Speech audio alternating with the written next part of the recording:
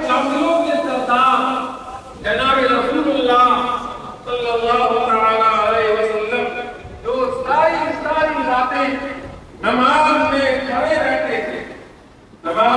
رہتے تھے، اس کی وجہ سے پیر پر آپ کے پاؤں مبارک پر ورم آ جاتا تھا، پاؤں جو ہے پھول جاتا تھا آپ کا۔ جناب رسول اللہ صلی اللہ تعالی علیہ وسلم فرماتے ہیں ما عبدناک حق عبادتک ما عرفناک حق معرفتک، اے اللہ ہم آپ کی عبادت کا حق ادا نہ کر سکے، ہم آپ کی عبادت کا حق ادا نہ کر سکے، اے اللہ ہم آپ کی معرفت کا حق ادا نہ کر سکے۔ جب آپ صلی اللہ تعالی علیہ وسلم فرما رہے ہیں ہم سے عبادت کا حق ادا نہیں ہو سکا، تو ہم سے اور آپ سے کیا حق ادا ہوگا؟ لیکن ہم اپنی نااہلی کو دیکھیں، نااہلی کو ہم دیکھیں اور اللہ تعالیٰ ان کی رحمت کو دیکھیں، تو کون سی چیز زیادہ بڑی ہے؟ اللہ تعالیٰ کی رحمت زیادہ بڑی ہے یا ہماری نااہلی زیادہ بڑی ہے؟ تو ظاہر ہے کہ ان کی رحمت کے برابر تو کوئی ہو نہیں سکتی، ان کی رحمت کے برابر تو کوئی چیز ہو ہی نہیں سکتی۔ لہذا جب انہوں نے ہمیں عبادت کی توفیق عطا فرمائی تو ہمیں پوری امید رکھنی چاہیے اللہ تعالیٰ کی پاک ذات سے، پوری امید رکھنی چاہیے۔ جب انہوں نے ہمیں عبادت کی توفیق عطا فرمائی ہے تو ہمیں پوری امید رکھنی چاہیے کہ انشاءاللہ عبادت اللہ تعالیٰ کی بارگاہ میں قبول ہے، اللہ تعالیٰ کے دربار میں کیا ہے؟ قبول ہے، اور اس عبادت پر جو رحمت کے اجر اور ثواب کے وعدے ہیں انشاءاللہ اپنی رحمت سے اللہ تعالیٰ ضرور عطا فرمائیں گے۔ میرے محترم بزرگوں، بھائیوں اور دوستوں، جہاں تک عبادت میں کوتاہیاں اور غلطیوں کا تعلق ہے، اس بارے میں ہمیں دو کام کرنے کی ضرورت ہے، ہمیں دو کام کرنے کی ضرورت ہے۔ ایک یہ کہ اپنی کوتاہیوں پر استغفار کریں، اپنی کوتاہیوں پر استغفار کریں۔ دوسرے، اللہ تعالیٰ کی طرف سے حاصل ہونے والی توفیق پر اللہ تعالیٰ کا شکر ادا کریں، اللہ تعالیٰ کا شکر ادا کرے کہ اللہ آپ نے ہمیں عبادت کرنے کی توفیق عطا فرمائی۔ یہ دو کام کرنے ہیں، یہ دو کام ہمیں کرنے ہیں۔ میرے محترم بزرگوں، بھائیوں اور دوستوں، مسلم شریف کی حدیث ہے کہ جناب رسول اللہ صلی اللہ تعالی علیہ وسلم نے فرمایا بندہ اپنے پروردگار سے جتنا قرب سجدہ کی حالت میں ہوتا ہے اتنا کسی اور حالت میں نہیں ہوتا، اور حالت میں نہیں ہوتا، سب سے زیادہ قریب سجدہ کی حالت میں ہوتا ہے۔ میرے محترم بزرگوں، بھائیوں اور دوستوں، ہم اور آپ بھی سجدہ کرتے ہیں، ہم اور آپ بھی سجدے کرتے ہیں۔ بعض اوقات غفلت کی حالت میں ہم رہ جاتے ہیں اور ہمیں اس قرب کے لطف کا احساس پتہ بھی نہیں ہوتا۔ اللہ تعالیٰ ہمیں اس سجدے میں عطا فرما رہے ہیں۔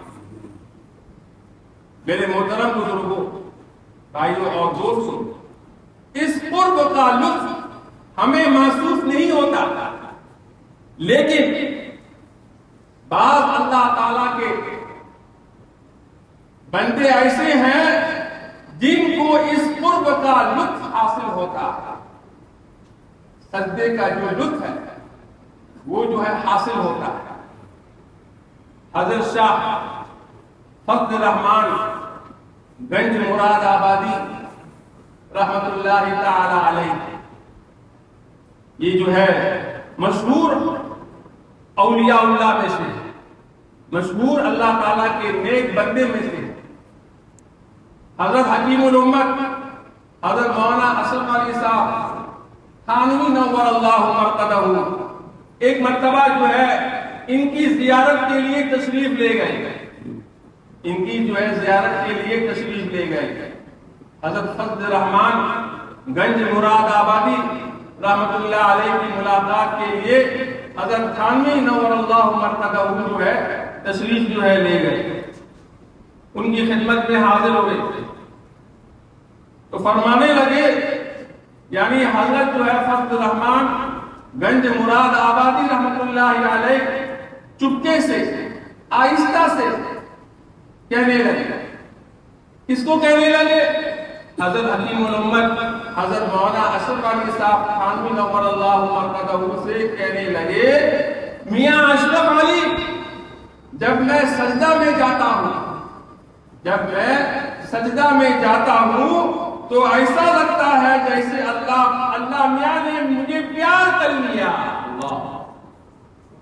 اللہ میاں نے مجھے جو ہے اللہ نے مجھے پیار کر لیا۔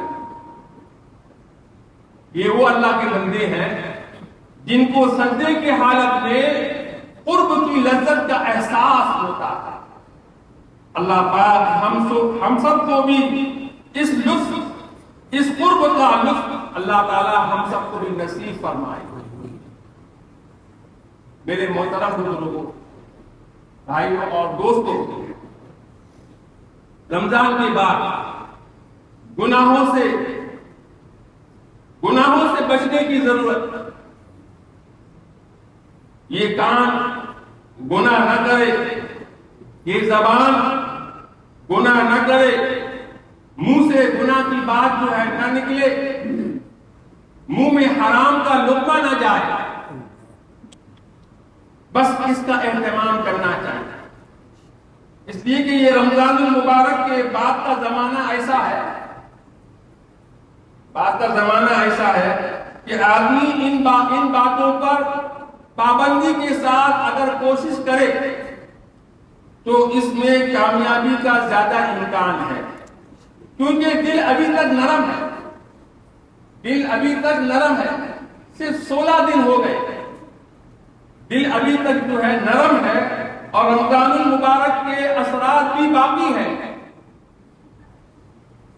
رمضان کے انوار بھی باقی ہیں، اور جب زیادہ وقت غفلتوں میں جو ہے گزر جائے گا تو جو ہے پھر مشکل ہو جائے گی۔ ابھی سے ہم ارادہ کر لیں، ابھی سے ہم یہ عزم کر لیا جائے کہ جو ہے اب ہم انشاءاللہ ایک نئی زندگی شروع کر رہے ہیں، ایک نئی زندگی جو ہے ہم جو ہے شروع کر رہے ہیں۔ اس نئی زندگی میں ہم حلال اور جو ہے حرام کی فکر کریں گے، حرام کی فکر کریں گے، ناجائز اور جائز کی جو ہے فکر کریں گے، فرائض واجبات کی ادائیگی کی پوری کوشش کریں گے، اور ہم جو ہے نمازوں کی پابندی کریں گے، نمازوں کی جو ہے پابندی کریں گے۔ میرے محترم بزرگوں، بھائیوں اور دوستوں، آپ نے دیکھا ہوگا، اور ہم جو ہے قرآن پاک کی بھی تلاوت کریں گے۔ آپ نے دیکھا ہوگا کہ رمضان المبارک میں تراویح میں حافظ صاحب قرآن کریم ختم کرتے ہیں تو وہ جو ہے 19ویں رکعت میں حافظ صاحب سورہ ناس پڑھتے ہیں، سورہ ناس جو ہے پڑھتے ہیں، سورہ ناس پڑھ کر قرآن کریم ختم کر دیتے ہیں۔ پھر 20ویں رکعت میں جب کھڑے ہوتے ہیں، 20ویں رکعت پڑھنے کے بعد سورہ بقرہ کی آیات، ابتدا کی آیات تلاوت کرتے ہیں، ابتدا کی آیات جو ہے تلاوت جو ہے کرتے ہیں۔ حالانکہ ہونا یہ چاہیے تھا کہ 20ویں رکعت میں 20ویں میں سورہ ناس پڑھ کر ختم کر دے۔ ایسا کیوں کرتے؟ اس کی وجہ کیا ہے؟ ترمذی شریف کی حدیث ترمذی شریف کی حدیث ہے کہ جناب رسول اللہ صلی اللہ تعالی علیہ وسلم نے ارشاد فرمایا کہ قرآن کریم کو اس طرح پڑھو، قرآن پاک کو جو ہے اس طرح پڑھو جیسے کوئی مسافر سفر سے ابھی واپس آیا اور پھر فوراً ہی دوسرے سفر پر روانہ ہو گیا، دوسرے سفر پر جو ہے روانہ جو ہے ہو گیا۔ یعنی جس مجلس میں ہم نے قرآن کریم جو ہے ختم کیا ہے، اسی مجلس میں ہمارا دوسرا جو ہے قرآن کریم جو ہے کہتے ہیں شروع ہو جانا چاہیے، اس لیے کہ قرآن کریم ختم کرنے کی چیز نہیں ہے، یہ قرآن کریم ختم کرنے کی چیز نہیں ہے، بلکہ قرآن کریم ایسی چیز ہے کہ انسان اپنی زندگی اس میں ختم کر دے۔ لہذا جس مجلس میں قرآن کریم ختم کیا جا رہا ہے اسی مجلس میں دوسرا قرآن کریم شروع ہو جانا چاہیے۔ میرے محترم بزرگوں، بھائی اور دوستوں، ابھی جو ہے قرآن کریم کی تلاوت کو روزانہ کے معمولات کے اندر جو ہے ہم شامل کر دیں۔